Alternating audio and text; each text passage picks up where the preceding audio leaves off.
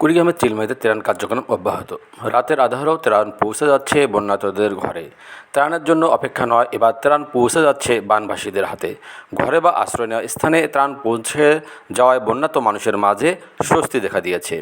প্রধানমন্ত্রীর নির্দেশনায় দুর্যোগ ব্যবস্থাপনা ও ত্রাণ মন্ত্রণালয় প্রেরিত ত্রাণ সামগ্রী চিলমারী উপজেলা প্রশাসন, উপজেলা পরিষদ ও উপ ইউনিয়ন পরিষদের মাধ্যমে বন্যার্ত ও ভাঙন কবলিত এলাকায় ত্রাণ কার্যক্রম অব্যাহত রয়েছে। এরই ধারাবাহিকতায় শুক্রবার রাতে বন্যার্ত উপজেলার রানীগঞ্জ ইউনিয়নের ৫ গ্রাম মাদ্রাসা আশ্রয় নেওয়া অব্যাহত ও বিভিন্ন এলাকায় বানভাসী মানুষের মাঝে শুকনো খাবার, চাল, ডাল, আলুসহ ত্রাণ সামগ্রী পৌঁছে দেন উপজেলা প্রশাসন। এ সময় উপজেলা প্রকল্প বাস্তবায়ন officer Mohammad Mosharraf Hossain, Raniganj UP chairman Mohammad Manjurul Islam প্রমুখ উপস্থিত ছিলেন।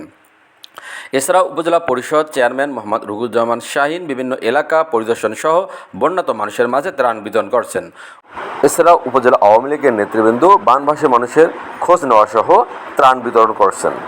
উপজেলা প্রকল্প বাস্তবায়ন অফিস সূত্রে জানা গেছে, শুক্রবার চিলমারী ইউনিয়নের বিভিন্ন এলাকার মানুষের মাঝে ৬ মেট্রিক টন চাল, ১০০ প্যাকেট শুকনো খাবার, অষ্টমীচর ইউনিয়নে ৫ মেট্রিক টন চাল, ১২০ প্যাকেট শুকনো খাবার, নয়ারহাট ইউনিয়নে ২ মেট্রিক টন চাল, ২৫০ প্যাকেট শুকনো খাবার, রানীগঞ্জ ইউনিয়নে ২০ প্যাকেট শুকনো খাবার বিতরণ করা হয়েছে।